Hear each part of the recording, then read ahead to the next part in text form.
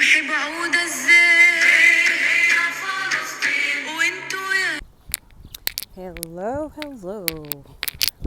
I hope you're doing well. I have so many videos and downloads, so get ready for being bombarded a little bit of videos, but it's all about putting everything that needs to be known to bring enough educational content from everyone, child of God, that Holy Spirit has guided me to post here. So if it doesn't fit, guys, in the description below, as I always do, because right now it's just a lot, please, it's going to be on either posted on the stories on my Instagram or reposted on the TikTok, okay?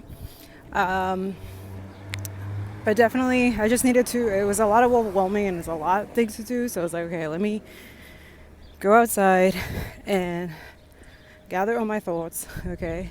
Some of that channel messages was also when I was on my break at work. So you're gonna see it right after this one, okay? But yeah, we're gonna unpack a lot. So buckle up, okay? Maybe at the end of the day, I'll put some channel messages to confirm with some cards, as you guys love the confirmation.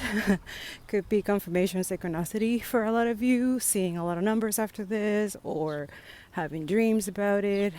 Father God will love to confirm for you guys so that you're not, because God is not the God of confusion. Never. It's all about truth, clarity, and justice, especially when it makes us really uncomfortable.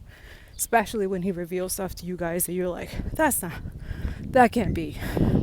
Oh yeah, it can. And I have a lot of proof to tell you that it can. Because the actual reality of what's happening in Gaza is so horrific, unceasing, and high stakes, it's more enjoyable to argue about what college kids are doing than to confront the human misery and destruction that's happening in the actual conflict. That is, of course, the source of these protests. What seems most worth debating isn't campus speech, but whether the U.S. government should continue to fund and support an Israeli war in Gaza that has pushed more than 1 million people to the brink of famine. Is that ongoing effort morally defensible? Is it strategically wise? Are we as a nation doing the right or wrong thing in continuing to support it? Now, whenever that becomes a question, it almost becomes reflexive to challenge the questioner.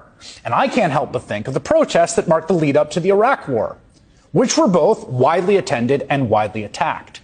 What I find particularly maddening about our focus on the protesters of the conflict is that it's an invasion. It avoids the difficult task of being universally empathetic to our fellow human beings and truly reckoning with the scale of devastation that is wrought by our country in our names, with our support. Why are all these people so upset that we're helping a government wage a brutal war that's killed 13,000 children? The question kind of answers itself. Ain't nobody afraid of Muslim people anymore. The war on terror propaganda is not working. I've met a lot of Muslim people at this point in my life, and almost all of them were extremely kind, and a lot of them were super disciplined and focused, which is something that I respect a lot as a wrestler. Some of my favorite mixed martial arts fighters like Khabib Nurmagomedov are devout Muslims. Nowadays, we have white boys in the rural Midwest rooting for Muslims every UFC fight night. You're not going to be able to convince us that these people are evil and that our tax dollars need to be spent on bombing them. And you know who hasn't always been kind and friendly to me? Israelis, Zionists. I talked to some members of the IDF on Zoom. It took them about 5 minutes to start saying all Muslim people are terrorists. And to be clear, I'm not talking about Jewish people. I'm talking about supporters of the state of Israel, who, with their violent, unhinged, and rude behavior, are turning more and more people away from their cause, away from Zionism. Meanwhile, Muslim people with kindness and friendship are bringing more people towards the cause of Palestine. There were a bunch of students at the student protests recently who converted to Islam. And the mainstream media was like, look at this, see, America's being taken over by Muslims. Now I'm like, I don't blame those kids for converting to Islam at all. The Muslim students were probably super nice and super awesome and super welcoming. And they're like, hey, I'm going to side with these guys against the mostly secular genocidal monsters that we're protesting against. Shout out to all the Muslims. Imagine this. Jamal, a Palestinian father from Beit Ummar, was going about his usual routine. Work, bringing his kids to school, and visiting relatives. when suddenly the Israeli apartheid wall appeared. It cut him and his children off from everything they knew, separating them from family, friends, work, and school. Overnight, Jamal found himself grappling with the harsh reality of being unable to provide for his family, unable to access basic necessities, and unable to freely move within his own land. The apartheid wall started to be built by Israel in 2002 after the Second Intifada. The wall is up to 8 meters tall and stretches a total length of 708 kilometers, way longer than the green line that separates the West Bank and the occupied Palestinian territories. Why is it longer? Because it encroaches and goes through towns and villages inside the West Bank and occupied by Israel. The Israeli government argued that the barrier was necessary to prevent Palestinian militants from infiltrating into Israel. But in this video, I will briefly discuss about its severe breaches of international law and human rights and its twisted intentions. The construction of the wall has led to the confiscation of Palestinian land and often demolition of Palestinians' buildings, as it deviates from the internationally recognized Green Line, encroaching into the West Bank. The International Court of Justice mentioned in 2004 that the construction of the wall inside the occupied Palestinian territory, including East Jerusalem, was illegal under international law.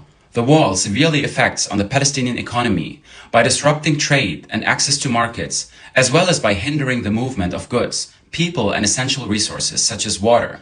Palestinians often need to wait for hours to cross checkpoints depending on the efficiency and the mood of the security officers. They are often unable to cross and reach their workplaces at all. One example of a village severely affected by the construction of the apartheid wall is Jayus. Located in the northern West Bank, Jayus was once a prosperous Palestinian village, relying heavily on agriculture for its economy, with many residents cultivating olive groves and other crops. The village was occupied by Israel in 1967, then in 1993 divided into zones B and C, and the construction of the wall through the village in 2002 has seen almost 75% of its agricultural land confiscated or rendered inaccessible, as farmers have been unable to reach their fields to tend to their crops or harvest them. In order to reach their lands, farmers need to use one of the gates located outside of the village, which are supposed to be open only for 3 short periods per day, in the morning, afternoon, and evening, and sometimes they are fully shut down. Additionally, the barrier has disrupted the natural flow of water to Jayus, further exacerbating the agricultural challenges faced by the villagers. Water sources that were once easily accessible have been blocked off or diverted by the barrier, leaving residents with limited access to water for irrigation and other purposes. This has resulted in substantial economic losses for the community. Currently, 50% of the once prosperous residents rely on foreign aid. Another example is the village of 𝂀prt, located near Al-Khalil in southern West Bank, where the wall has cut off residents from accessing medical facilities in nearby cities like Al-Khalil, leading to lengthy detours and delays for residents seeking medical care. Consequently, residents who need to travel long distances to cross from designated checkpoints face challenges in accessing timely medical treatment, posing risks to their health and well-being. Currently, almost 80% of the people in the village are unemployed, and their buildings continue being demolished to pave the way for settlement constructions. Palestinians living in communities surrounded by the wall face significant restrictions on their movement, often requiring permits to visit family members located on the other side of the wall. It is estimated that around 13% of the West Bank and 25,000 Palestinians are currently cut off from the West Bank as a result of the wall. And those figures are threatened to increase further as a result of Israeli expansionism, an extension of the wall that is being ignored by the international community. It's a striking reminder of the irony that while Germany once struggled with a separation wall themselves, they now sponsor a similar, if not worse, example of division elsewhere in the world. Finally, the construction of the wall is facilitating the expansion of Israeli settlements inside the West Bank, which are considered illegal under international law. The wall, constructed unilaterally by Israel as a border between Israeli settlers and the Palestinians, violates the 4th Geneva Convention, which prohibits an occupying power from transferring civilian population into the territory it occupies. It is estimated that Israel confiscated 168 acres of land from the village of Jayus in order to construct the Israeli settlement of Tzofim. So I wonder, Is the construction of Israeli settlements facilitated by the wall in the West Bank a calculated strategy aimed at perpetuating occupation, annexing Palestinian land, and fundamentally undermining the prospects for a just and peaceful resolution? These are just a few examples of the complex and multifaceted impacts of the Israeli apartheid wall on the lives of Palestinians inside the West Bank. This wall undermines the principles of self-determination and territorial integrity outlined in the UN Charter, and it raises the questions among Palestinians and the international community about Israel's intentions to achieve permanent peace and work for a two-state solution. Ending on a positive note, I want to share that despite the fact that the Israeli apartheid wall serves as a symbol of oppression, Palestinians are reclaiming its space to tell their stories of resilience and resistance through powerful graffiti and narratives, showcasing the strength of their spirit in the face of adversity. Leave your thoughts in the comments. Stop with the stolen land/land back nonsense. We're getting absolutely tired of it. It's thinly veiled ethno-nationalism, and it's just objectively false. It is quite literally an impossibility for all of this land to have been stolen, because all of it couldn't have been owned. Could any of you possibly explain to me how all of this land was owned? Aloha. So the very idea that you think that land ownership is something of ownership is where you're already fundamentally wrong. You're looking at this through a Western perspective, which skews your mind to think that we actually have to physically own it with paper and money that purchased it. What you're not realizing is all those indigenous people, regardless if they quote unquote use the land, resided on it and saw that land as a living entity and an ancestor. See, we do not own land. We are the caretakers of land. We don't need to own the land because the land owns us. And just because the land wasn't being quote-unquote occupied at the very time of some settlement doesn't mean it wasn't used. You have to remember a lot of indigenous people were migratory. They came and went from places. There's reasons why so many farms were stumbled upon and utilized, and people just assumed that they were, natural, but realistically, they were hand-planted by indigenous people. And yes, all of the United States of America was stolen. If it wasn't stolen, it was through trickery and bribe. Indigenous people were lied to and confused. Treaties were broken. Mass genocides did take place. There's a reason they killed all the bison. There's a reason they burned cornfields and squash fields, because once they took away those foods, they controlled the people. See what happened here? This was by design. This was to control a mass amount of people. There's a reason that fry bread is so common across the native tribes, because fry bread was one of the few commodities that they were able to make through the American handouts of control. There's a reason that Spam is so prominent across Hawaii, because Spam was an object of control. Now, when it comes to the land back movement, well, let me educate you. It's not literally about physical land. The land back movement is about a cultural movement of indigeneity. We're asking for our rights back. We're asking for our cultural practices back. We're asking for our language and education practices back. We're asking for indigenous education reform and to not be so controlled by the federal government. We're asking for self-sustainability and methods and ways to become less dependent on capitalistic ideologies. Like, so many times people like you see these stolen land and land back and immediately get defensive and fearful. White fragility is legitimately getting the best of you in these times. But honestly, the fact that I have to break all this down for you is pretty pathetic. Like, really, bro, you need to do better, because you are just perpetuating stereotypes of blatant ignorance. Because let's face it, land ownership sales made in bad faith shouldn't be recognized as legal binding today. Contracts that the indigenous people couldn't understand shouldn't be legally binding today. Bribing random tribal members and not the actual tribal leaders to selling their lands should not be law binding today. Murder and mass genocide to acquire lands should also not be law binding. And claiming a land to be terra nullius so that you can acquire it without real evidence should not be law binding. So yeah, man, you might be annoyed and sick of hearing us talk about land back, but you can only imagine how sick we are of having to hear people like you play victim when you are literally reaping the benefits from what your ancestors did. Because, yeah, it's pretty tiring watching our lands get desecrated, our people get priced off our lands, our education system perpetuate Eurocentric ideology, our languages not even being taught or being a foreign language, our cultural practices and language being banned until 1978, our cultural dances and customs and clothing being exploited and commodified. Yeah, man, you literally have nothing to be whining about. Like, literally nothing. If you actually had an ounce of what the hell being tired actually is, you probably wouldn't be able to last, man. Because you know what's tiring is being indigenous. We're fighting for our land. We're fighting for our culture. We're fighting for our religious practices. We're fighting for our cultural practices. We're fighting for our retainment of our languages and our culture. We're fighting for our land. We're fighting for our rights. We're fighting for our water supply. Shit, some of us are fighting for our legal recognition. We're fighting for our sovereignty. We're fighting for the true history of America to be told. That's exhausting.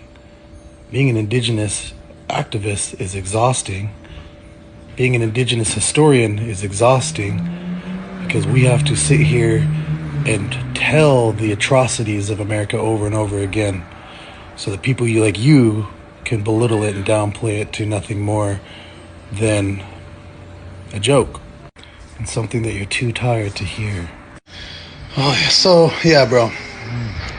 Go educate yourself on the true history of America. Do better.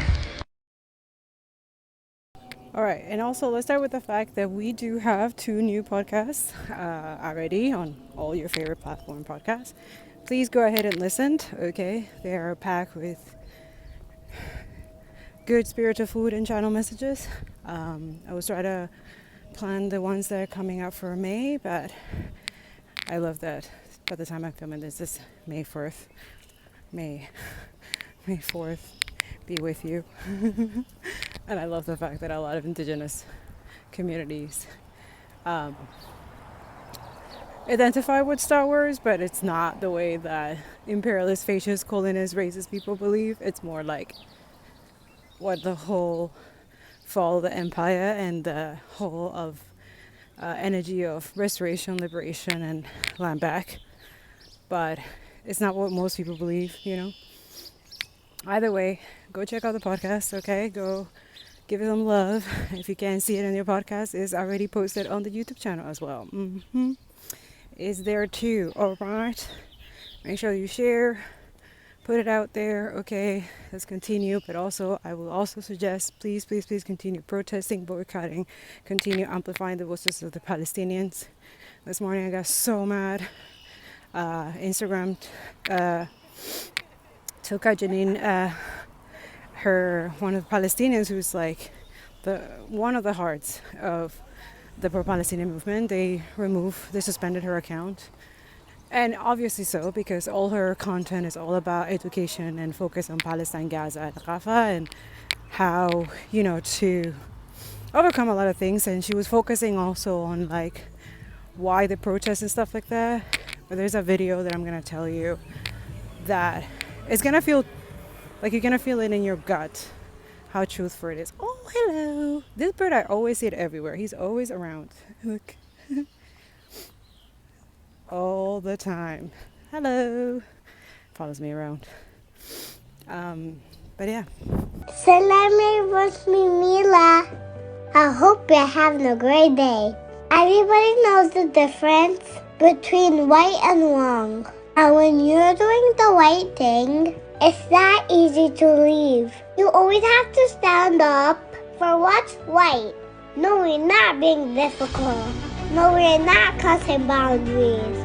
No, we're not sit down. No, we're not look the other way. No, we're not keep quiet.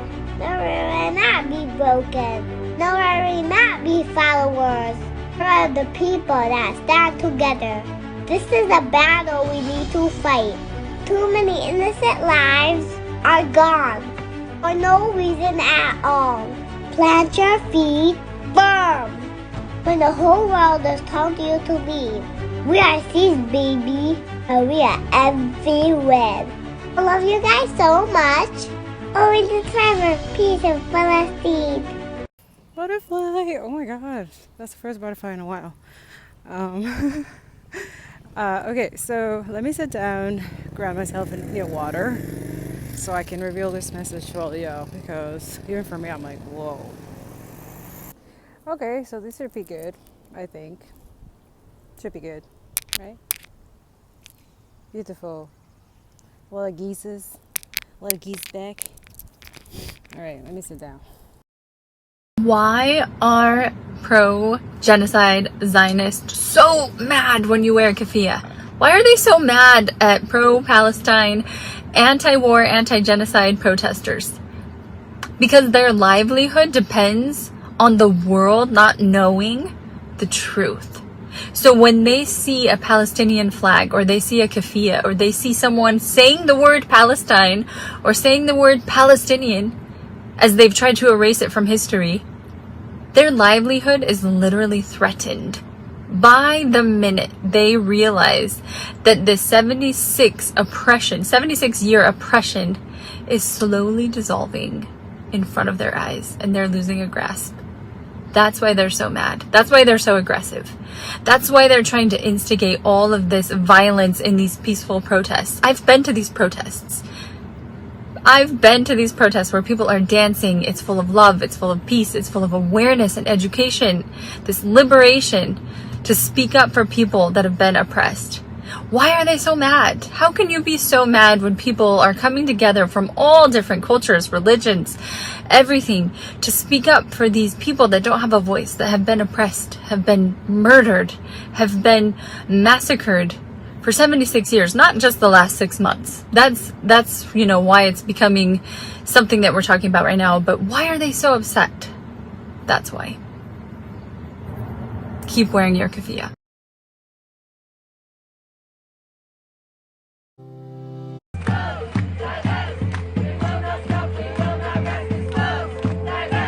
Channel your rage, channel your grief into action to end complicity. This is what Palestinians need.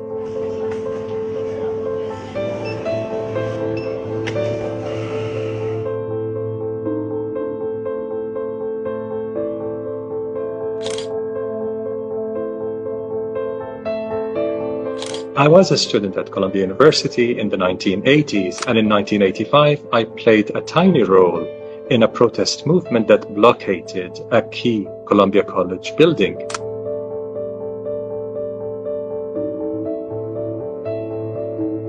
Six months after that blockade, Columbia became the first major university in the US to announce divestment from companies involved in South African apartheid. So Columbia played one tiny role in a global solidarity movement that eventually helped the South African majority bring down apartheid.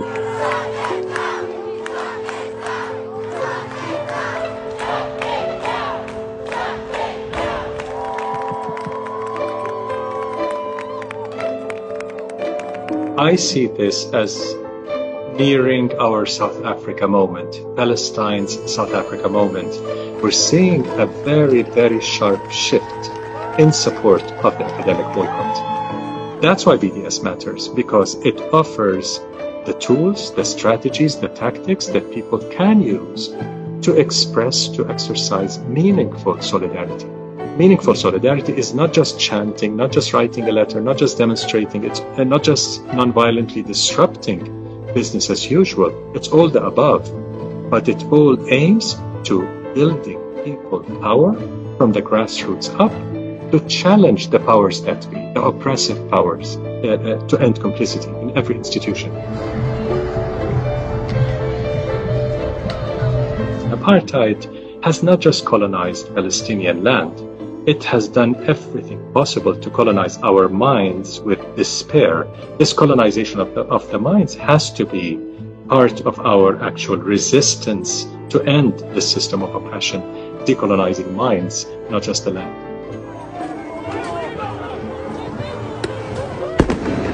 It might seem hopeless until you achieve it.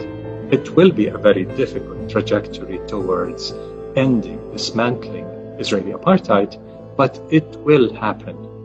The point is, it seems impossible until it's possible. Is it true that automatically you can jump from capitalism to socialism? No. The ruling bourgeoisie will try to kill you first, suppress you. When Marx says in the Communist Manifesto, you must win the battle for democracy, it means you must assert your democratic rights, the right to assemble and speak out. So before you can have socialism, the capitalist, monopoly capitalist class will unleash fascism.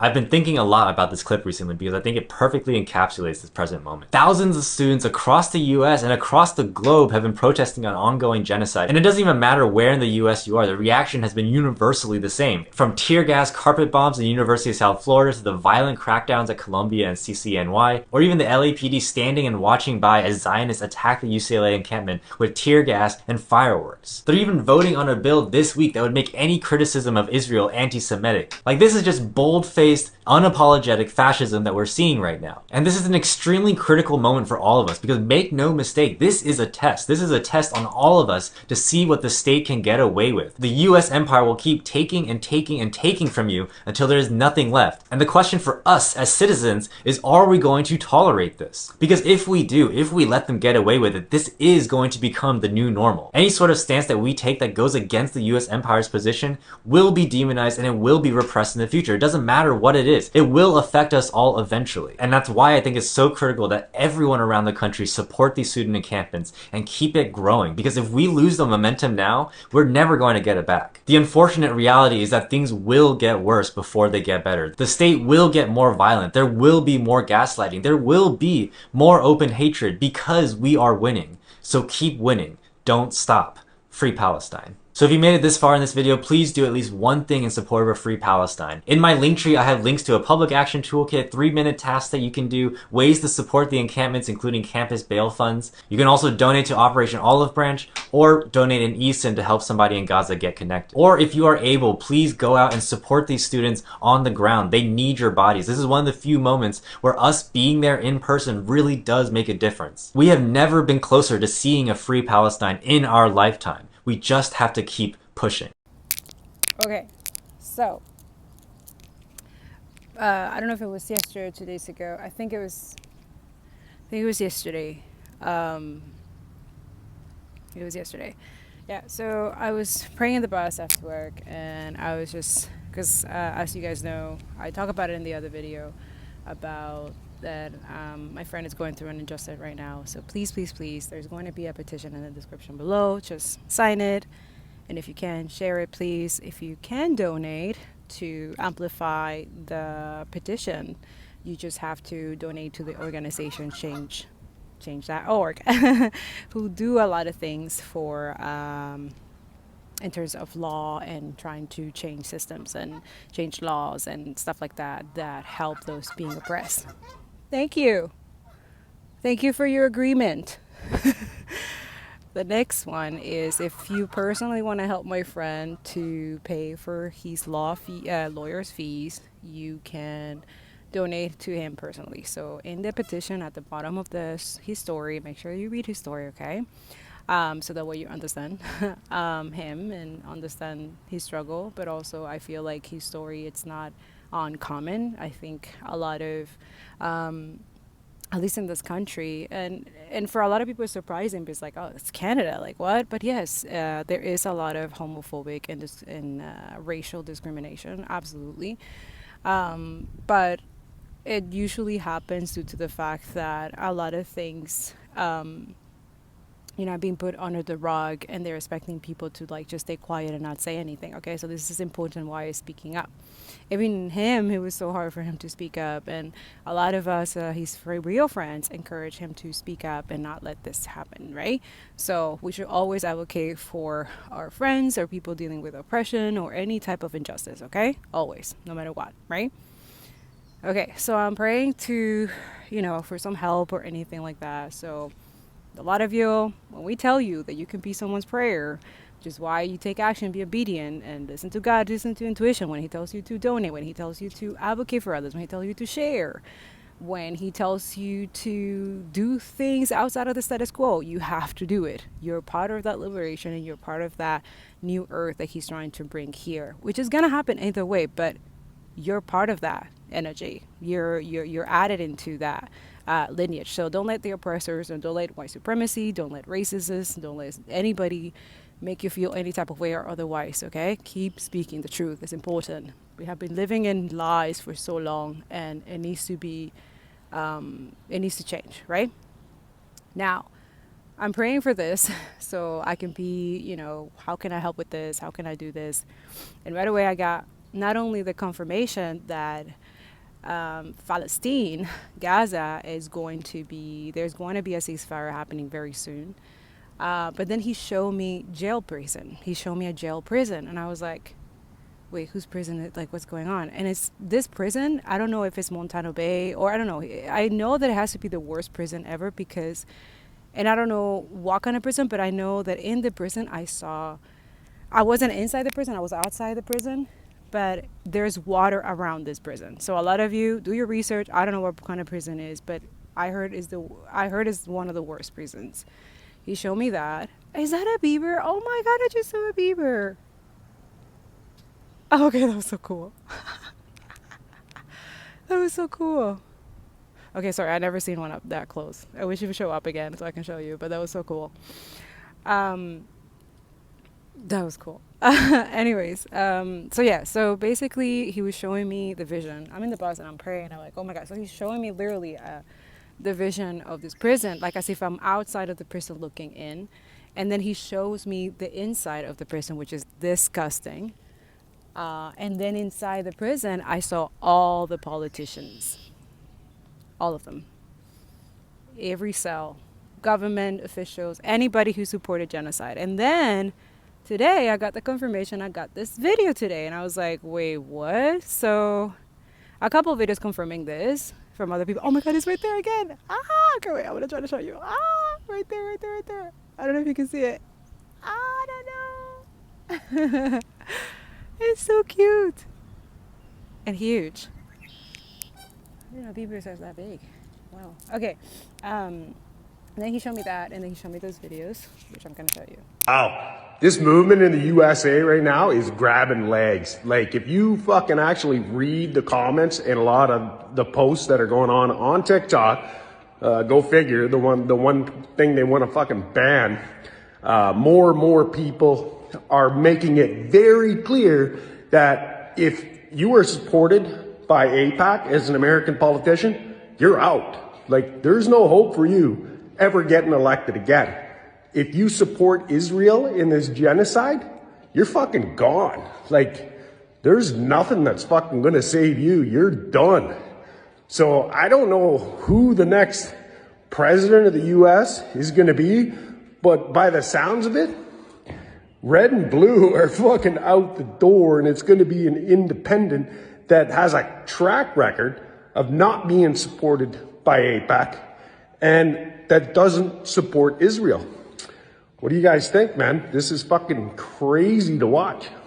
So I was at the UCLA encampment with the homie yesterday. Got into this conversation like, why here? Why now? Why protest schools? And to understand that, you gotta understand endowments. This shit fucked me up when I learned it. So endowments are huge amounts of money. Tens, hundreds, millions of dollars, billions of dollars that are invested into different money-making accounts so that the money never runs out. They're owned by banks, foundations, retirement funds, and schools. How do they do this? They do it by stealing other people's labor. Here's what I mean by that. Let's say you worked at McDonald's.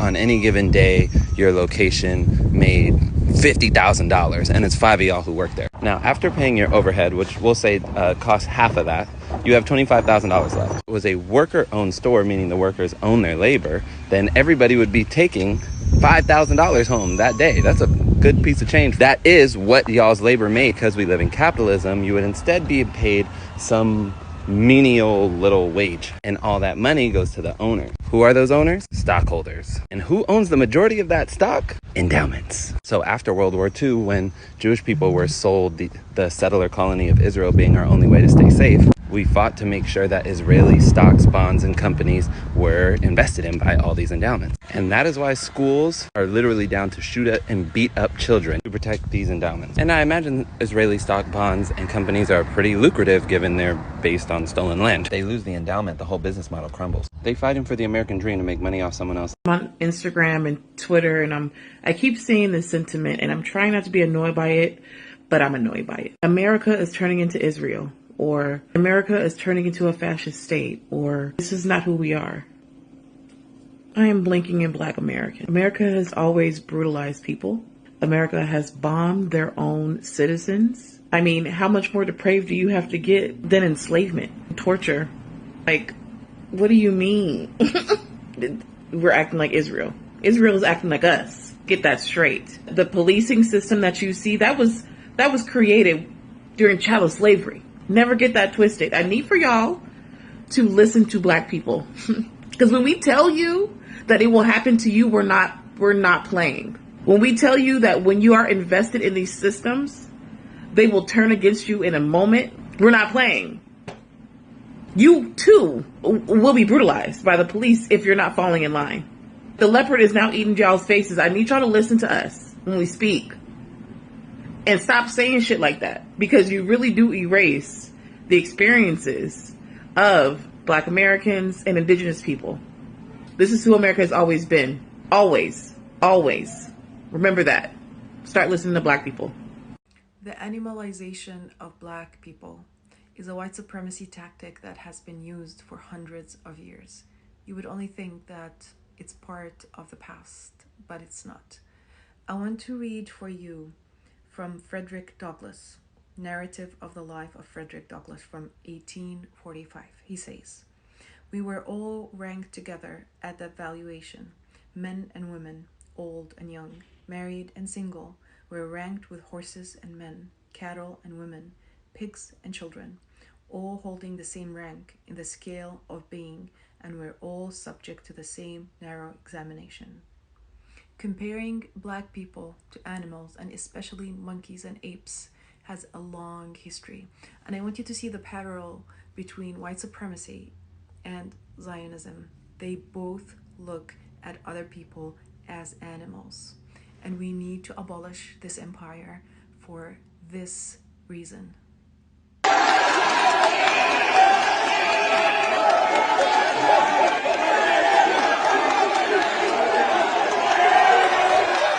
אין חשמל, אין מזון, אין מים, אין דלק. הכל סגור. אנחנו נלחמים בחיות אדם ואנחנו נוהגים. Students around the world are uniting with a clear message.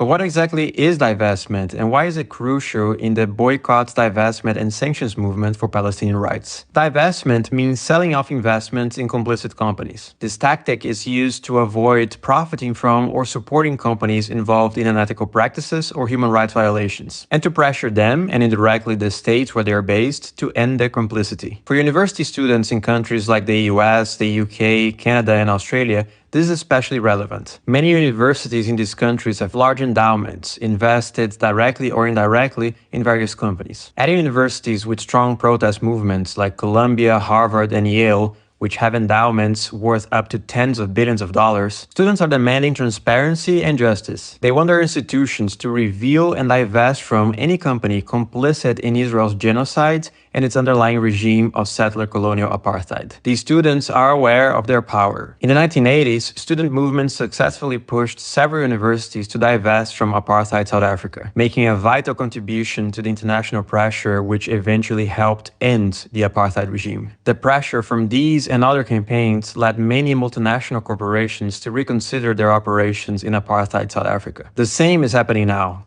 Campus divestment encampments are already starting to get results, with Brown, Northwestern, and Evergreen State College committing to steps towards divestment. Churches and pension funds around the world are already divesting from Israeli companies and banks and other complicit corporations, and clients are mobilizing to pressure financial giants like AXA and Barclays Bank to divest. That's why divestment is a vital BDS tactic in the struggle for Palestinian liberation. Palestinians everywhere salute the thousands of students rising up globally and urge everyone everyone who supports freedom, justice, and equality in Palestine to join this cause. Divest. We will not stop.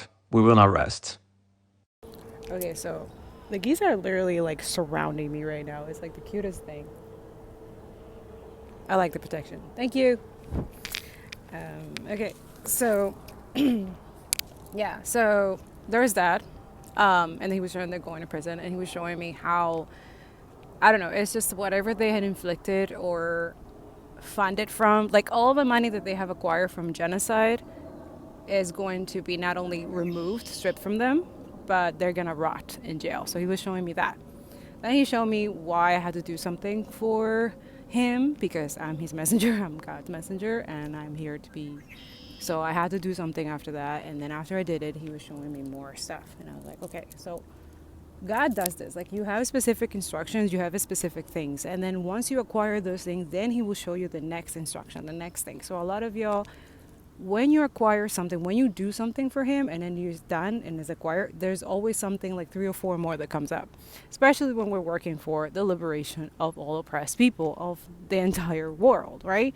So a lot of us, we're like little seeds that we're working in specific locations for him. Okay, so at the end of the day, be obedient, trust your intuition, continue educating yourself. There's a lot of education, like today it's a lot of information, so I'm trying to but I will try to compile it here in these videos, okay? But that was the first channel message that he letting you guys know it's gonna happen. That's what I'm letting you know. Like, he wants to let you know now, but it's already on the making. So this ICC is gonna happen. Netanyahu is going to prison, okay? Even though he's trying every possible way that Biden is trying to cover for him. They're trying to change all these laws and anti-Semitism and blah, blah, blah. Like, this is a serious warning to all U.S. college students and any American who cares about the Palestinians. U.S. politicians are trying to pass this law, the Anti-Semitism Awareness Act, which changes the definition of anti-Semitism to say that criticizing the state of Israel is anti-Semitic and violates Title VI. I'm a student, and if this law were to pass, if I were in school and I said something like, Israel is a colonial project, or Israel was built on the ethnic cleansing of the Nakba of 1948, or Israel oppresses Palestinians, I would violate Title VI, because all schools would now have to make sure that criticizing the state of Israel doesn't happen on their campuses, in their classrooms, by their students. Because in cases like Davis versus the Monroe County Board of Education, U.S. courts ruled that when schools don't stop Title VI violations from student to student, so if I were to say that to somebody else, then they're responsible and they will face consequences, namely not receiving any more federal funding. You guessed it, U.S. colleges and K-12 schools are federally funded and try their hardest to follow Title VI. New definition U.S. politicians are trying to change it to is the International Holocaust Remembrance Alliance's working definition of anti-Semitism. It states that denying Israel's right to exist, and the example they give was claiming that Israel is a racist endeavor, is anti-Semitism. Now, the problems with this is something I've been researching for quite a while, way back in October when House Republicans passed a bill stating that anti-Zionism is anti-Semitism and referenced this definition. Come to the obvious conclusion that this definition is used to shut down free speech criticizing Israel and policies and governments around the world. This definition is heavily pushed by pro-Israel lobbies here in America because it literally gives these lobbies protections. Not only are they already acting in Israel's interest and on behalf of Israel, but this shuts down a lot of criticism of the pro-Israel lobby here in America because a lot of it is based off the actions of the state of Israel. If you can't criticize Israel legally anymore, you can't criticize these pro-Israel lobbies. The author of this Anti-Semitism Awareness Act is Mike Lawler. And you already know he's funded by AIPAC. $180,000 this year alone. The reason this law is being pushed right now is so they can use it to shut down college protests and say that they're in violation of Title VI. And let them pull federal funding from schools who allow these protests to continue on their campuses. When I was doing my research, I came across something that was really interesting. This is the Jerusalem Declaration on Anti-Semitism, which was made in response to the IHRA's definition. Their goal was to fix the issues with the other definition, which conflated anti-Zionism with anti-Semitism. The two are not the same. To fix the clear bias towards the state of Israel that the other definition is being used for. So a group of 200 scholars got together and wrote this definition that makes a clear distinction about what is and what isn't anti-Zionism and anti-Semitism. The question to politicians are, Why not use this definition? It clearly protects free speech in a way that the other one does not. The answer is they don't want to use it. They want to shut down criticism of the state of Israel. That's why they use this one. We have to all speak out against this act. It's an evil act. It's an act meant to shut down free speech. It's an act meant to protect Israel. This is not an American bill. It's an Israeli bill. Pushed by AIPAC, using a problematic and biased definition. They had the audacity to name it the Anti-Semitism Awareness Act.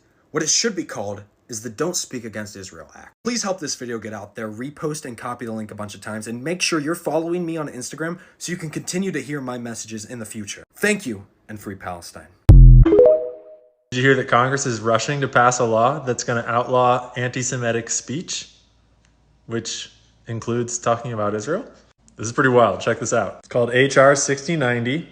It just passed the House. It's basically expanding on and re-clarifying the Civil Rights Act of 1964 to outlaw anything that meets the definition of anti-Semitism as laid out by the IHRA. This definition they adopted in 2016. And they specify that this includes the contemporary examples of anti-Semitism that we're about to look at. This bill is like specific to any government institutions or any institutions that get government money, like universities. So correct me if I'm wrong, but I'm reading this as you can get kicked out of university now if you do any of these things. It's from the IHRA website. This is the one that was adopted in 2016. That was originally written as a non-legally binding working definition that is about to be legally binding. Here's some of those examples that they were talking about in the bill. Making mendacious, dehumanizing, demonizing, or stereotypical allegations about Jews. Right on. I mean, like, let's not dehumanize. What do they mean by that? Such as, especially but not exclusively, the myth about a world Jewish conspiracy or of Jews controlling the media, economy, government, or other societal institutions. We'll come back to that. Accusing Jewish citizens of being more loyal to Israel or to the alleged priorities of Jews worldwide than to the interest of their own nation. We're looking at you, Anthony Blinken. Denying the Jewish people their right to self-determination, e.g. by claiming that the state of Israel is illegitimate. Yeah, that's illegal now. I wonder why they'd have to make that illegal. Applying double standards by requiring... You mean double standards like not requiring them to, listen to the International Court of Justice? Double standards like them not having to listen to the UN? Double standards like bombing civilians isn't a war crime? I mean, we would never want to apply double standards to Israel, obviously.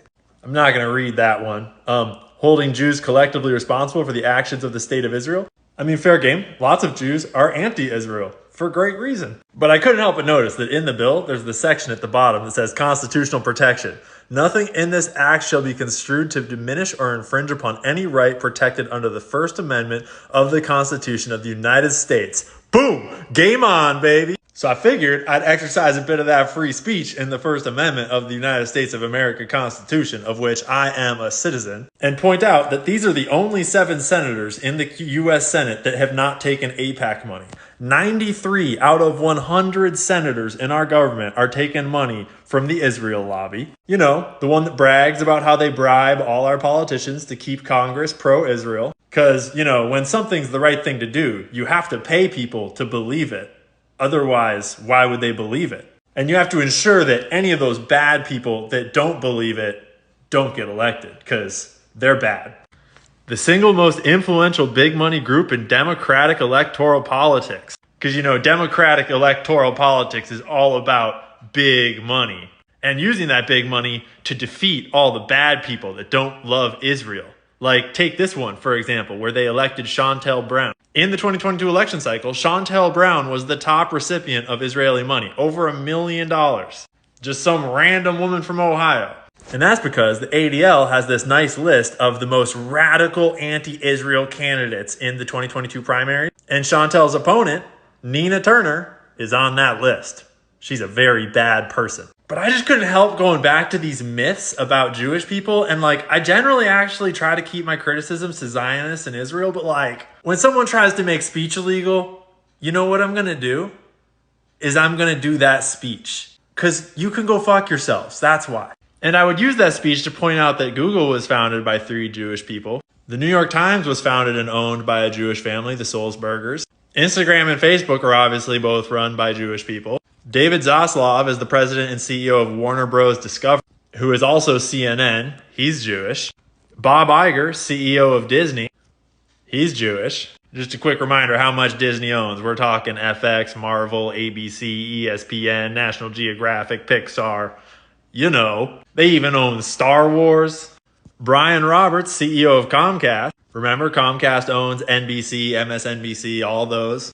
He literally goes to Israel every year to compete in the Jewish Olympics, the Maccabiah Games. Brian Levine is the CEO of Paramount Pictures and Nickelodeon. He's Jewish. The Newhouse family owns Advanced Publications. They're Jewish.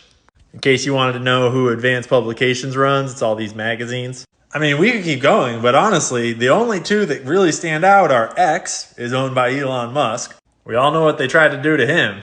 And then we have TikTok. I already made a whole reel, or 10, about how TikTok is actually getting banned for other reasons than China. And how, what's his name? Steve Mnuchin, who is Jewish, is going to try to buy TikTok with all of his buddies. Like, never mind, I'll just let you go watch that one for yourself. I mean, we could keep going, but so far we've hit all of these companies. So, remind me again about the myth of Jews controlling the media? Or does this bill outlaw reading too? Because I've just been reading a little bit. And obviously there's nothing wrong with Jewish people owning companies. And there's nothing wrong with Jewish people like being the CEO of basically every media company in America. As long as they're not more loyal to Israel or to the alleged priorities of Jews than they are to the interests of their own nation. Which you obviously need look no further than Ben Shapiro and the Israeli Wire to realize that that would never happen. Except all that's illegal now, so that's how you know it's not true. Be careful not to go reading the wrong facts out there, because some of those are pretty anti-Semitic. And don't think too much about how the Balfour Declaration was given to Lord Rothschild and was directly a trade of this land for you helping get America into this war. Or do I have my history wrong? Is it anti-Semitic to claim that the Rothschilds were the driving force behind making Israel a state? I'm a little confused on what's anti-Semitic these days. And in case humor and sarcasm goes over your head, obviously not all Jewish people are bad. And obviously not all Jewish people support Israel. Everyone is an individual. I'm just wondering if you're also going to be kicking people out of college for talking about Native Americans or Mexicans. Like, is it illegal to question the narrative around black slavery? Or, I mean, it's not illegal for me to criticize my own government, but it's illegal for me to criticize another government? And it's good foreign policy to let another nation bribe our politicians, but it's illegal to question the bribing of our politicians? Maybe you guys can help me out in the comments so I don't get in trouble with the big boys. But then again, I never even passed high school, so I'm not sure this law applies to dumb folks like me. I feel so bored, I'm actually very bored. The House immediately passed a new bill that says that, they're considering a new definition for anti-Semitism that includes what the International Holocaust Remembrance Alliance's definition is. I'm so tired of Israel and the US using the anti-Semitism excuse anytime any anti-genocide pro-Palestine activism is happening. Do you actually think this is gonna stop students from protesting, and will it stop the encampments? No. Literally, so many people are not buying this BS anymore. Also, this is what the definition says. It says that it's anti-Semitic to say that the existence of the state of Israel is a racist endeavor, and it says that you cannot draw comparisons of contemporary Israeli policy to that of the Nazis. Israel has no right to exist. Israel is a Nazi entity, if not more, and Palestine should be free from the river to the sea. Are you happy? Yesterday, I warned everybody that U.S. politicians are passing this law that will put a stop to college protests and silence all future criticism of Israel by U.S. students. And today, the media is reporting that the House is going to vote on the bill today. We need to speak out against this bill. The bill literally changes the definition of anti-Semitism to say that criticizing the state of Israel is anti-Semitic. The violation of Title VI, which all federally funded schools, U.S. colleges, and K-12 education has to abide by. The bill was written by Mike Lawler, who received over $180,000 of pro-Israel money this year alone. Literally went on the news the other day to talk about how the goal of this bill is to pull federal funding from schools who allow these pro-Palestinian protests to continue. In statements from other sponsors of the bill, they all mentioned college protests. They all mentioned college campuses. This is a bill directly targeting college protests. They're trying to shut them down. It's not only going to shut down these protests, it's going to shut down free speech criticizing the state of Israel on college campuses and schools across the United States. We all need to stand against this from happening before it's too late. They're trying to fast track this bill, just like they fast tracked the $17 billion in aid for Israel we just sent them. You should go watch my video from yesterday where I break down how US politicians have purposely chosen this problematic and biased definition of anti-Semitism because it silences criticism of Israel, as opposed to another definition that I talked about that makes a distinction between free speech and anti-Semitism. We all should be posting about this. Please repost and copy the link before you go so more people hear this explanation, and make sure you're following me on Instagram. Like, that's just distraction, okay? So don't get distracted. Continue. Like, I love how this Palestinian speaks about this very clearly, and I think we should listen to him about this. It's important. Anti-Semitism every time we talk about Palestine.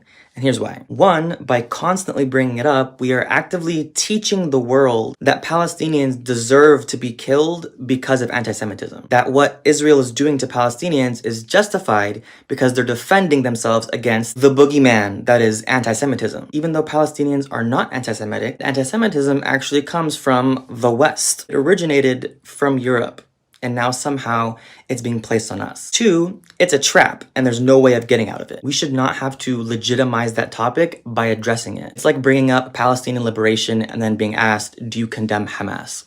I mean, the answer is no, but I shouldn't have to justify that question by answering it. If you're discussing this with someone one-on-one and you can tell they're genuinely curious about it, then yeah, absolutely.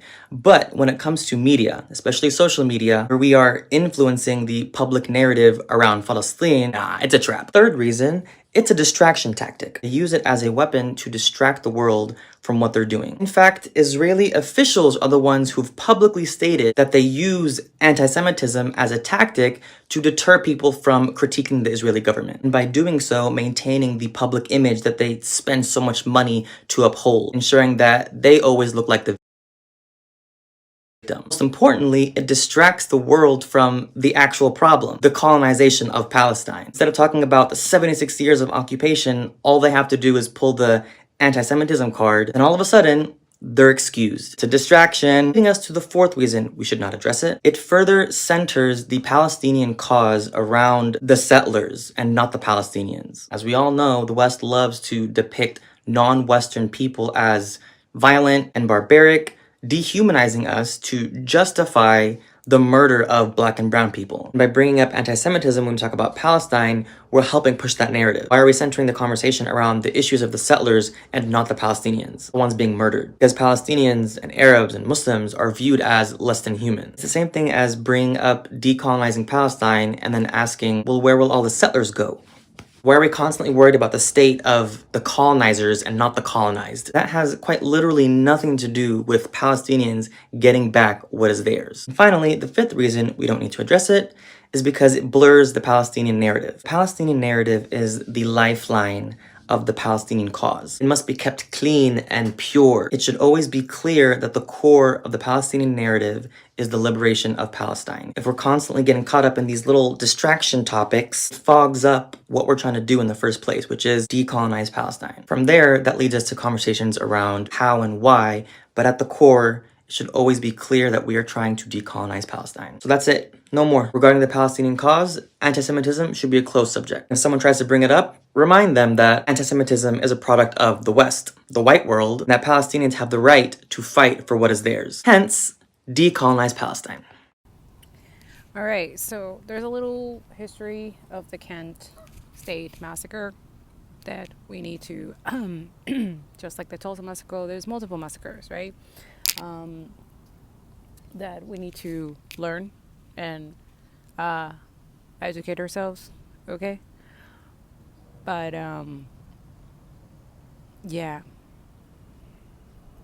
This is the Kent State Massacre of 1970. It's May 4th on the campus of Kent State University in Ohio. Students had gathered, hearts heavy, protesting the recent surge of the Vietnam War into Cambodia, their cries filling the campus with desperate pleas for peace. The Ohio National Guard there with their gas mask and rifles set a chilling scene. The air was thick with the sting of tear gas and shouts of defiance. Then the National Guardsmen, fingers twitchy on triggers, unleashed 13 seconds of gunfire. There was the sound of bullets and the screams and sobs of scattering students, one yelling, "They're killing us." When the smoke cleared, 4 were dead: Allison, Jeffrey, Sandra, and William. Young lives cut short as the nation reeled at the footage and photos of the shooting. It shocked the nation into larger mass demonstrations and was a turning point in the anti-war movement. Please understand that these kids have been protesting their entire lives.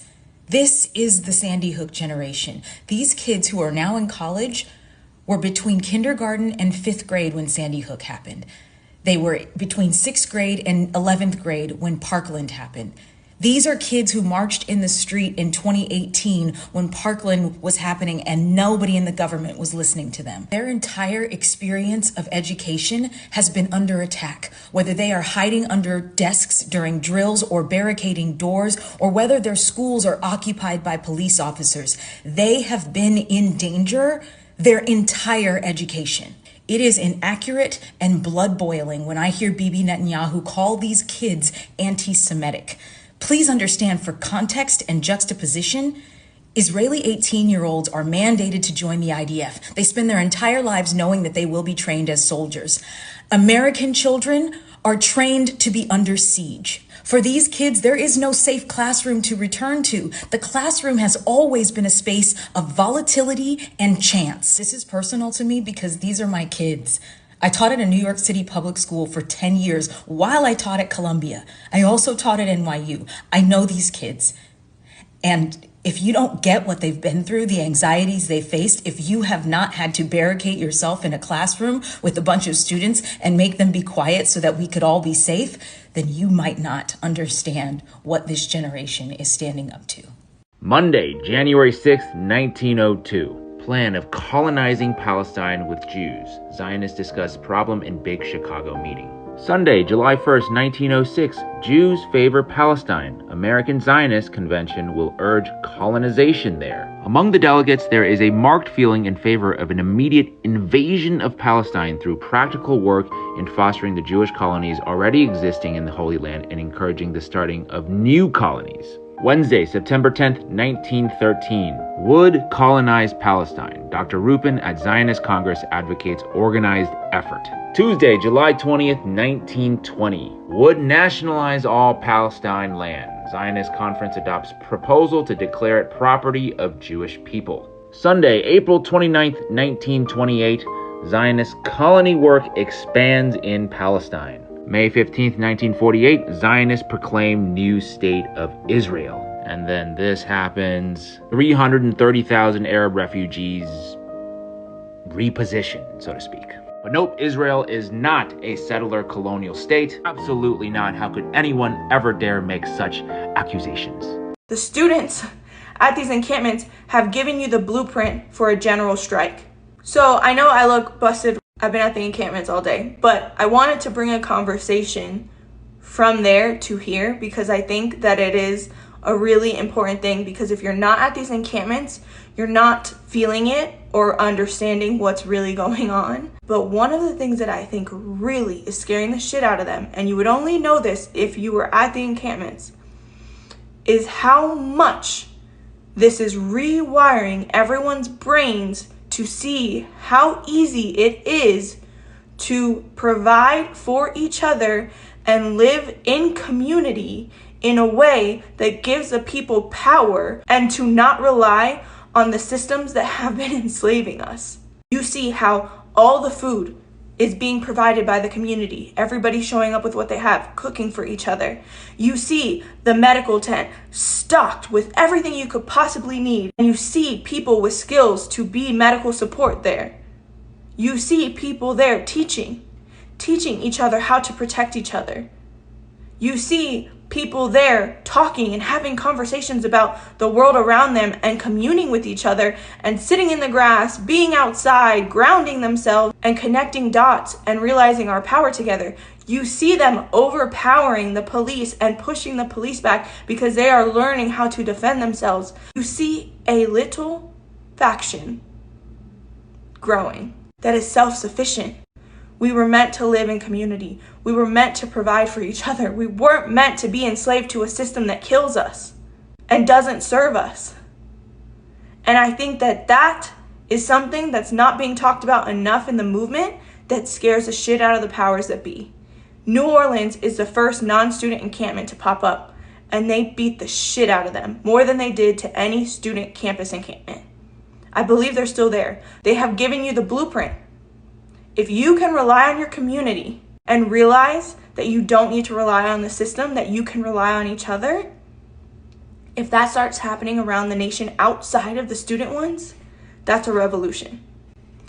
The revolution is here. It's outside your door. And it's community. Think about that. Think about that and get connected, get plugged in.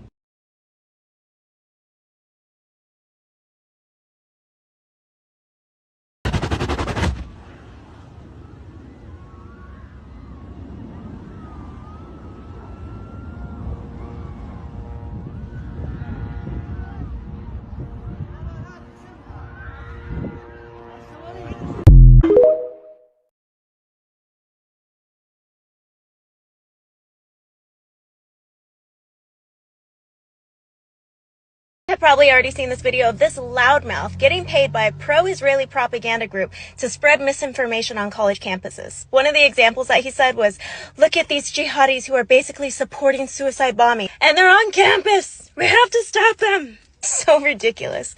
Anyway, this is the gentleman who posted the original video. This is his handle. Sir, you owe me 5 hours of my life back for making me go down this rabbit hole. Anyway, let's continue. This is the Maccabee Task Force. This is one of the pro-Israeli organizations that work on college campuses to infiltrate the student unions, to hire celebrities, sending them on trips to Israel, and they pay these people in order for them to vote against BDS movements on campus. So far, they've sent over 5,000 student leaders and influencers. On their LinkedIn page, this is some of their directors, and Benjamin Sweetwood, he actually graduated from Columbia University, so he's probably shitting a brick right now. This is the director, David Brogg, and he actually uses social media influencers as well, and I have him on video bragging about paying people to help his organization.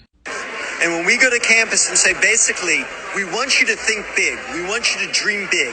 Anything you want to do this year to promote Israel, to fight BDS, tell us. We want to fund it and make it happen. They're very excited to meet us and to work with us. And I imagine their recruiting process goes something like this. Show me the money! I need to feel you, Jerry! Show me the money! Jerry, you better yell! Show me the money! The other shady thing that this organization does is they target people of color. Because there's nothing like having a disenfranchised group support your colonization. One organizer stated that leaders or influencers seem to be code for students of color. They aim for diversity groups such as Black student unions and Asian student unions. They hope to target to vote on potential divestment resolutions, and they especially want leaders of minority student groups.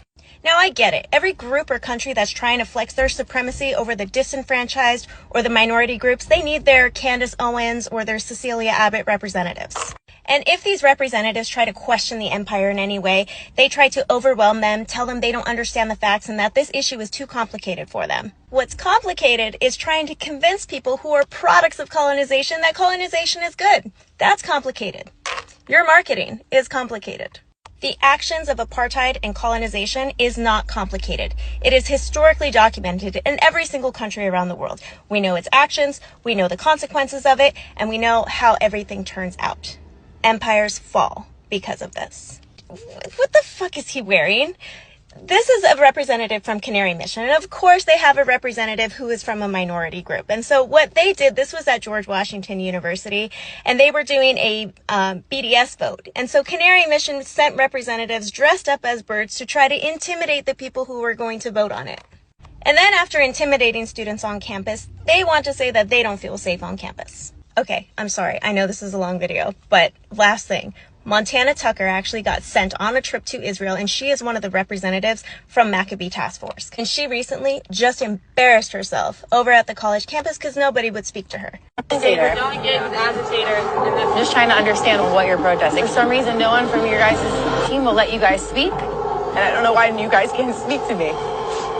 And like, this is so intimidating and scary for you guys to be standing here. I literally have walked around for the past 2 hours just asking peaceful questions like, what's going on here today? Why are you guys here? No one can speak to me. And you guys are laughing. I don't understand how this is funny. I genuinely wanted to learn from you. And I wish we could have ended in a hug. That's actually what I hoped from this. That's my dream from all of this, that we could understand each other. I have a suspicion that because Miss Montana is on these payrolls and she was crying at the end of her video, it's because she didn't provide any content that would be able to dox a student, discredit the movement. She didn't get to gaslight anybody who's part of the anti-apartheid movement. Again, these organizations are not independent of a foreign government. They're in contact with the IDF, with Netanyahu, and the former Prime Minister Naftali Bennett. Anyway, that Hannah Tucker video made my day, and I hope it affected her paycheck. Free Palestine. Okay. Let me spell this out for you very clearly. Being a Zionist requires one or both of two things. One, you have to be completely morally bankrupt. I mean, you don't care for a single drop in the ocean of Palestinian blood that has been shed. You do not care. You are unmoved. You just don't see Palestinians as being human. You are purely, essentially racist. And or two, you have to have a profound level of ignorance, what is often willful ignorance, to where you believe there is a mass global conspiracy involving every reputable legal and political body in the world, humanitarian aid workers, doctors, thousands of legal scholars, teachers, that are all united in this mass conspiracy to malign, discredit, spread disinformation, misinformation about Israel. There is this agenda involving all these otherwise reputable bodies and organizations that you rely on in every other context, all united against Israel. You have to have a level of cognitive dissonance and confirmation bias to where you can watch a video and deny that it's real. Being pro-Palestinian requires one thing, so-called pro-Palestinian. You have to believe all people deserve drinking water. Can you do that for me?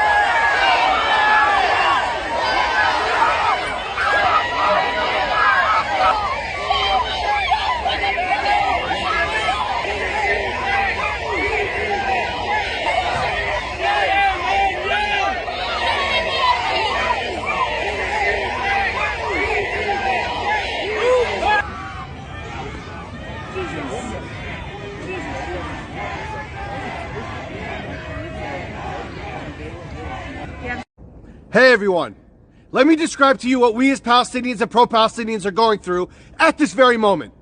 We're smack dab in the middle of receiving messages from encampments about SWAT and riot police. Let me repeat, SWAT and riot police barricading and brutally beating completely unarmed students before they arrest them.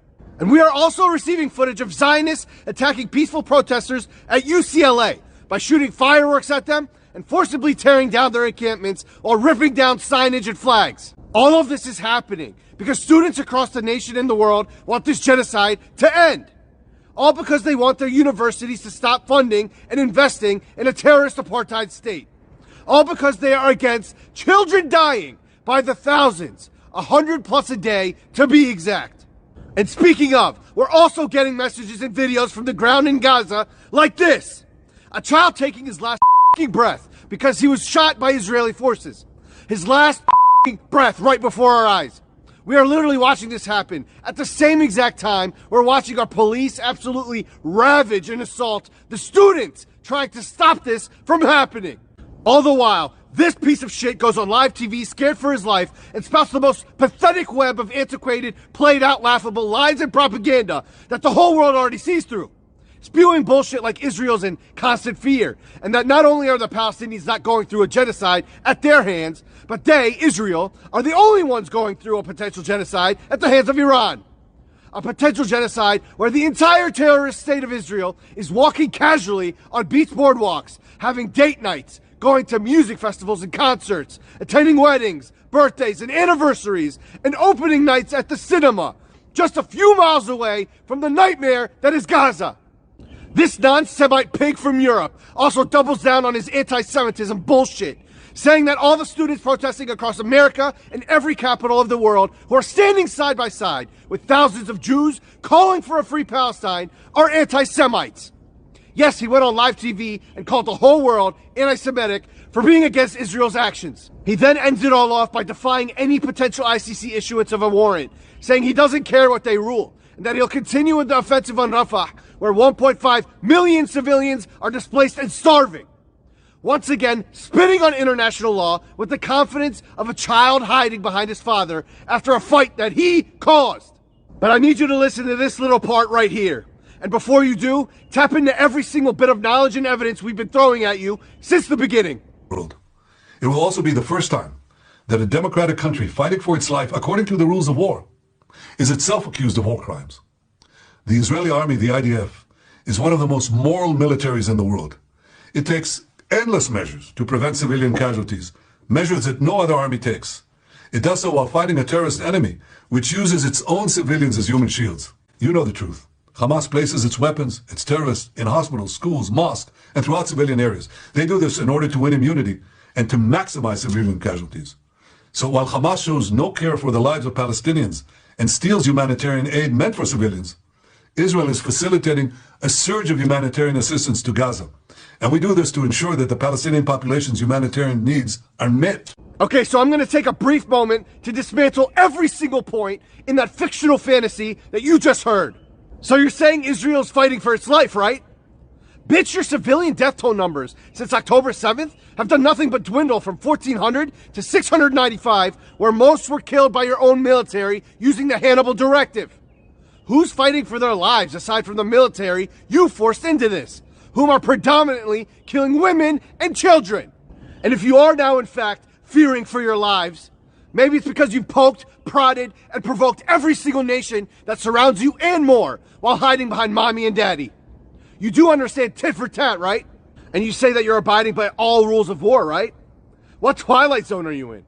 You not only have every damn humanitarian organization screaming war crimes at you, but you literally have the ICJ and the ICC, the only two major international courts on the face of this earth, breathing down your neck because deep down they know all about your war crimes, but are just too cowardly to do anything about it. Well, at least until now. And Israel's a democracy? That's news to me, considering you're arresting your own Israeli citizens protesting your actions in this war, where you're even arresting family members of the hostages who want a ceasefire, and just recently arrested an Israeli citizen for saying Ben-Gvir is a terrorist, which may be the sweetest word to describe that cockroach that I hope suffers in the most unimaginable ways before he leaves this earth. And then there's the Hamas is stealing humanitarian aid for themselves. Dude, if that were the case, Hamas would need to be on the next season of The Biggest Loser, because there's no way they'll be able to get their resistance on looking like Ben-Gvir. And that's all aside from the fact that we have literal footage of you bombing aid trucks, killing aid workers, delivering aid, and targeting civilians en masse multiple times while they were waiting in line for that aid.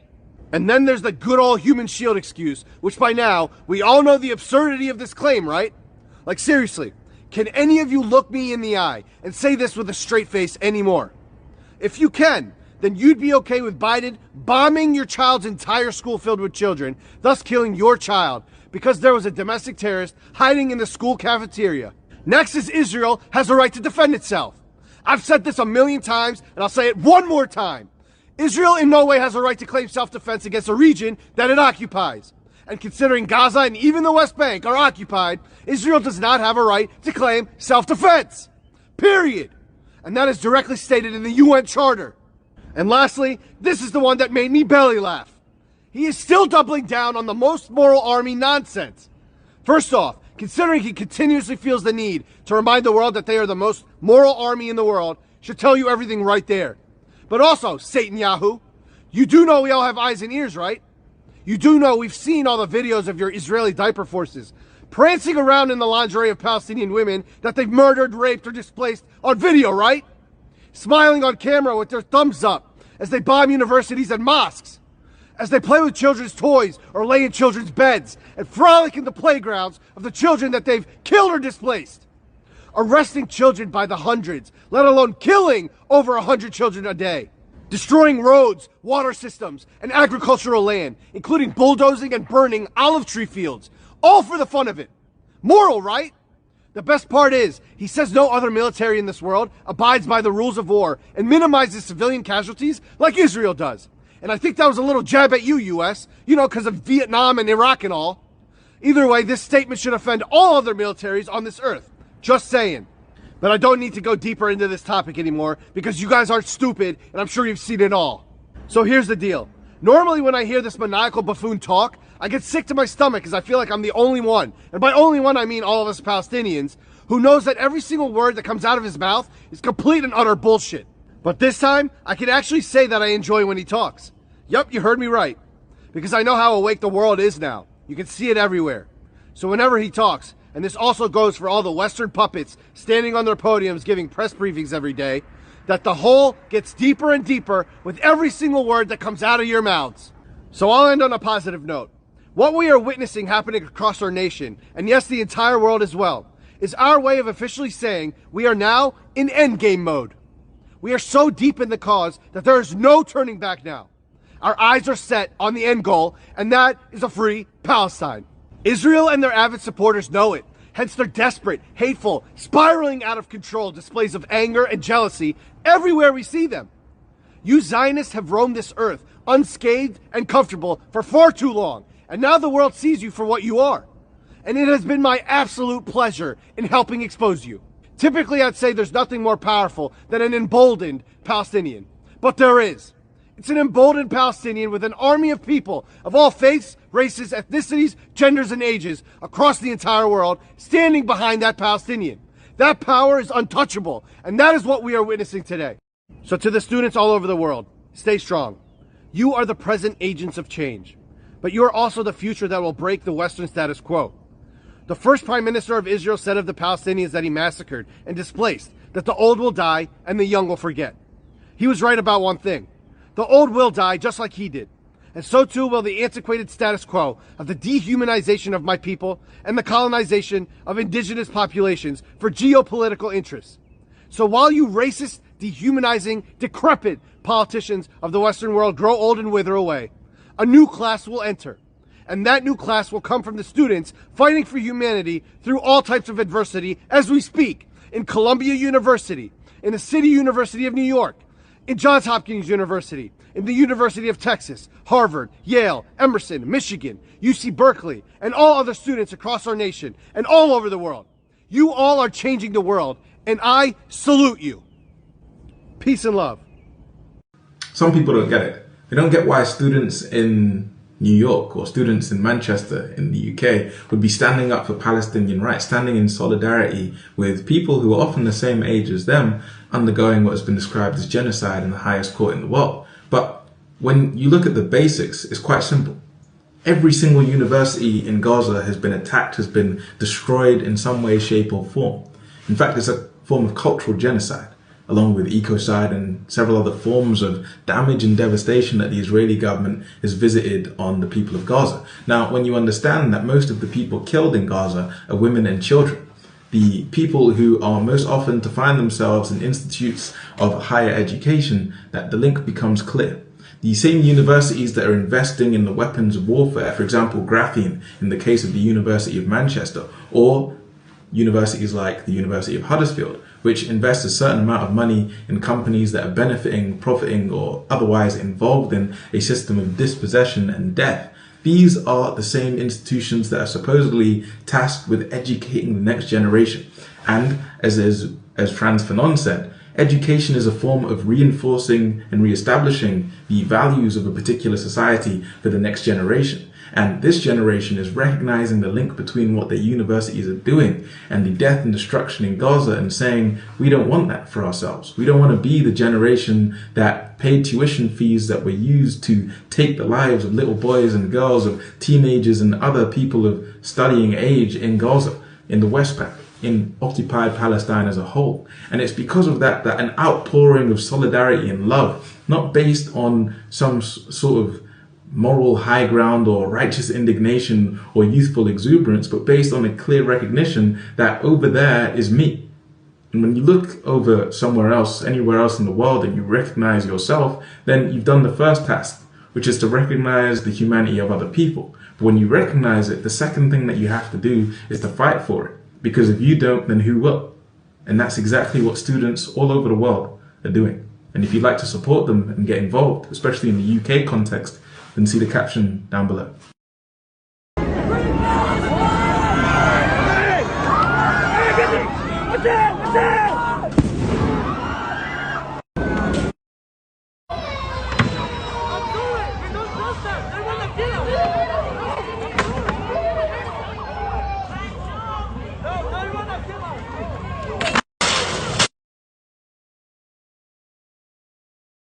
We just watched a foreign head of state do a video smugly lecturing all of us and the government, basically telling them, fuck your First Amendment, fuck your free speech, fuck your free protest. And by the way, those people are Nazis because they're criticizing me and they don't want me to carpet bomb babies anymore. Fucking sick of it. This is even worse than during the height of the Iraq war when we all felt gaslit. I feel more gaslit right now. You're making me feel like I'm fucking crazy, but this shit is fucking crazy. Biden's crazy, Netanyahu's crazy, and ongoing fucking genocide and ethnic cleansing is crazy. And then some brave students stand up to say, hey, stop this, and you throw every fucking name in the book at them, and you smear them viciously, and then you wonder why are they covering their faces. Well, gee, I wonder. Maybe because they're standing up and speaking out against a genocide, and that might lead them to never be able to get a fucking job because you people are psychos. 2 weeks after being arrested myself, and on the 56th anniversary of Colombia's brutal arrests of over 700 students protesting the Vietnam War and gentrification of Harlem, I was pushed and barricaded into John Jay by riot police, called onto campus by our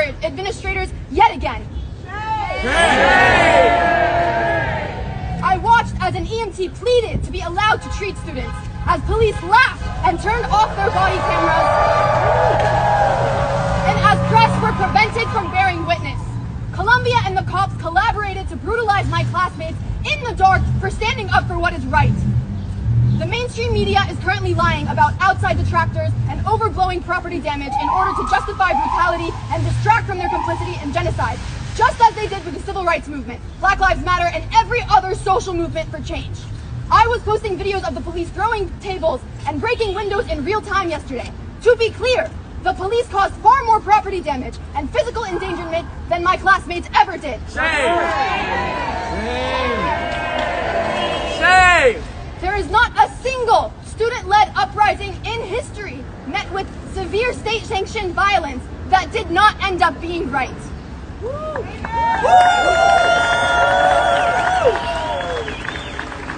Frankly, I am tired of press conferences performing Palestinian drama to the American public. How many more children have to be trapped under the rubble of our bombs for you all to wake up? History will not look kindly upon you.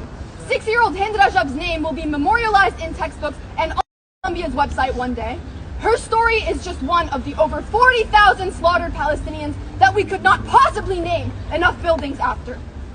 As we speak, Israel is invading Rafah, a location it previously designated a safe zone. Last week, President Joe Biden sent $14.1 billion to fund more genocide.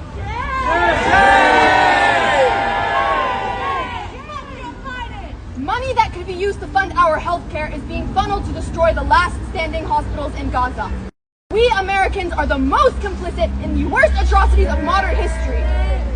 We refuse to be distracted from genocide. My message to the Columbia University administration and the United States government is this. When the tide inevitably finishes turning and your investment in moral bankruptcy is no longer politically profitable, understand that you have always been the villains. And when Palestine is finally free, we, your students, will never, ever forgive you. We will not stop fighting This is only the beginning.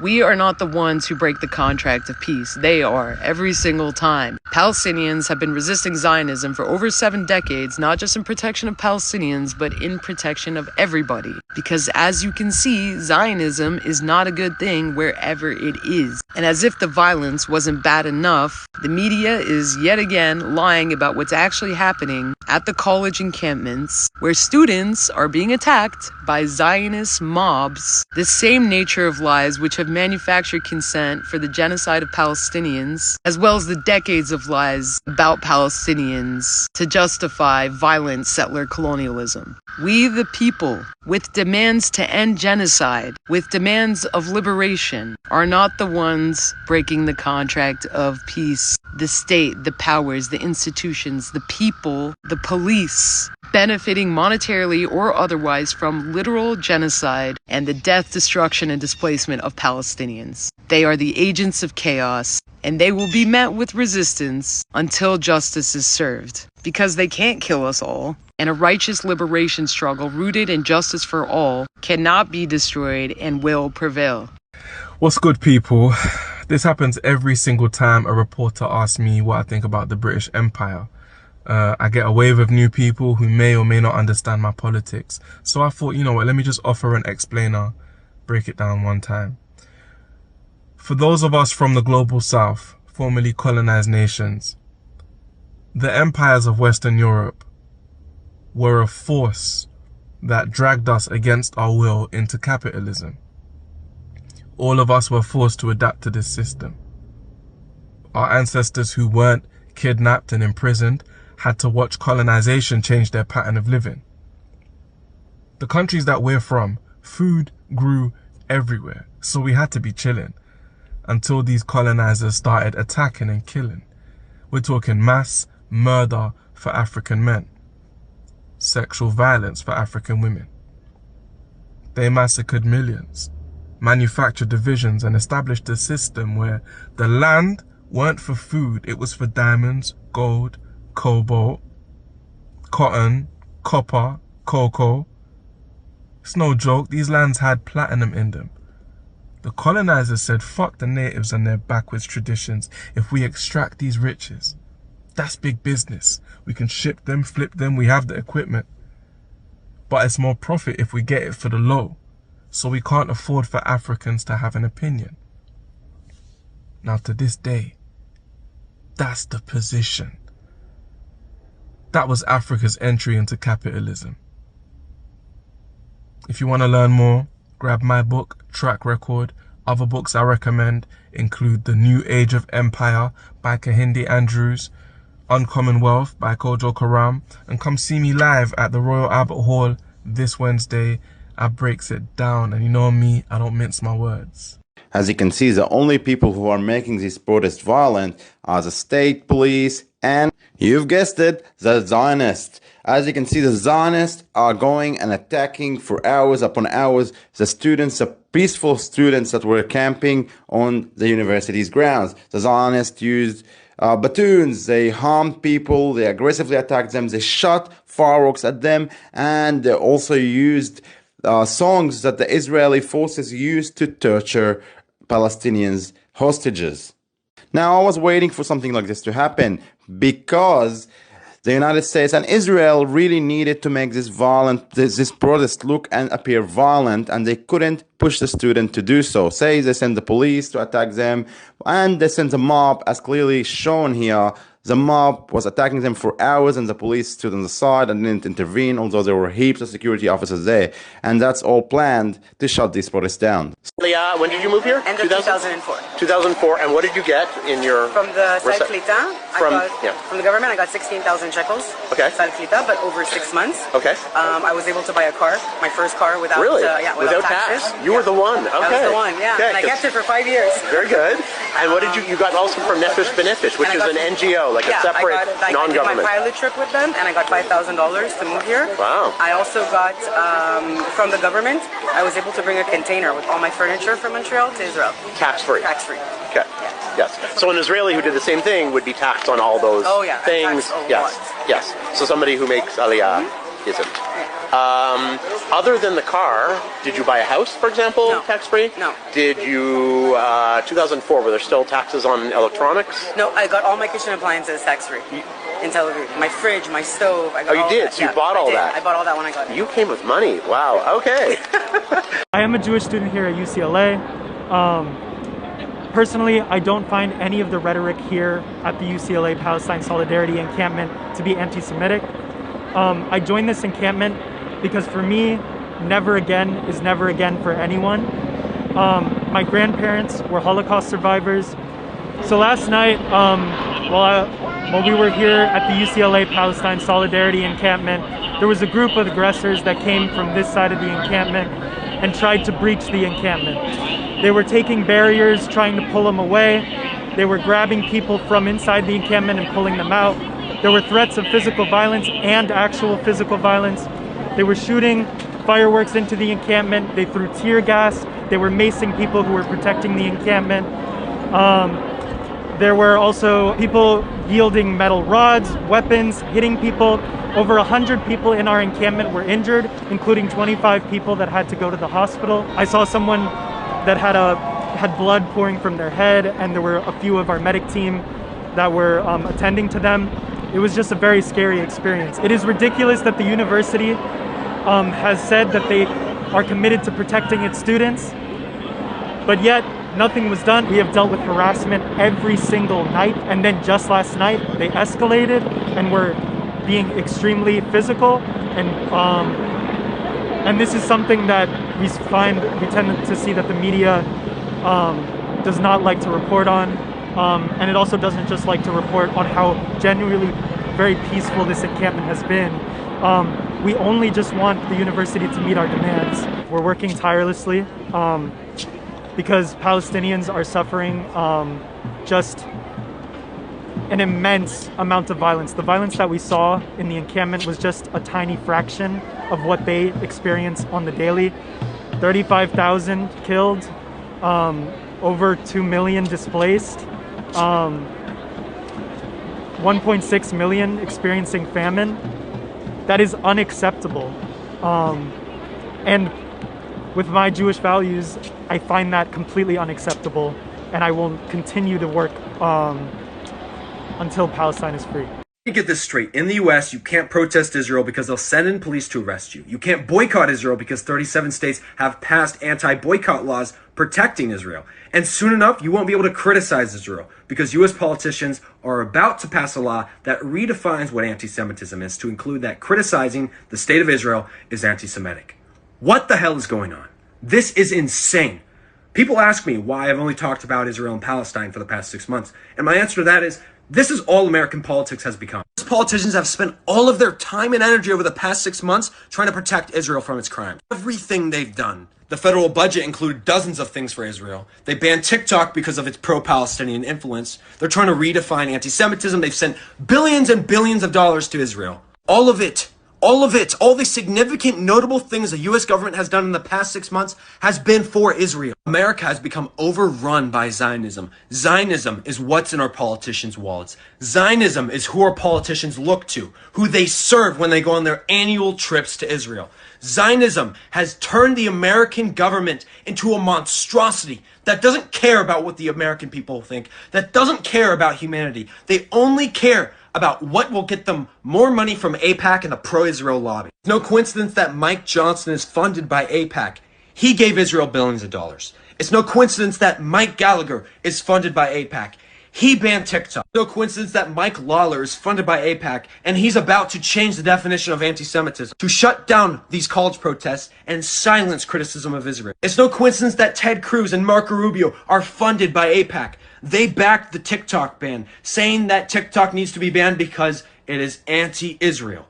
They said this in Congress. It's no coincidence that the President of the United States, Joe Biden, has taken over $5 million in AIPAC money. He has taken the most money of any politician from the pro-Israel lobby. Our democracy has been stolen from us. We need new politicians who care about humanity. We need new politicians who actually do things for the American people and don't waste all of their time and all of the US tax dollars arguing about the best way they can protect Israel from the consequences of their atrocities. Make sure you're following me on Instagram so you can continue hearing my messages in the future. Thank you, and free Palestine. Okay, so I know it's going to be very confusing because a lot of you, there's always a part 1 and part 2, part 1 and part 2. Usually what I'm going to start doing of every part 1, I will try to attach it to the video part 2 right after. So that way, or part of the video, so that way it's easier for you guys to know which part 1, part 2. Gotta go back a couple months because I've been doing this for months, so bear with me. So it makes it easier for a lot of you, but if it's not on the top, they usually put it in the description below, or it's going to be pinned in the comments. Okay, for this video there's gonna be a part 2 because it's too much, and I still have other videos to post here that Father God wants me to be obedient. So yeah, I'll see you in part 2. I love you. Free Palestine, free Congo, free Sudan, free all oppressed people. We are all going to be in a liberation energy in the new earth, and glory be to God, inshallah, and so it is. All right, I'll see you soon.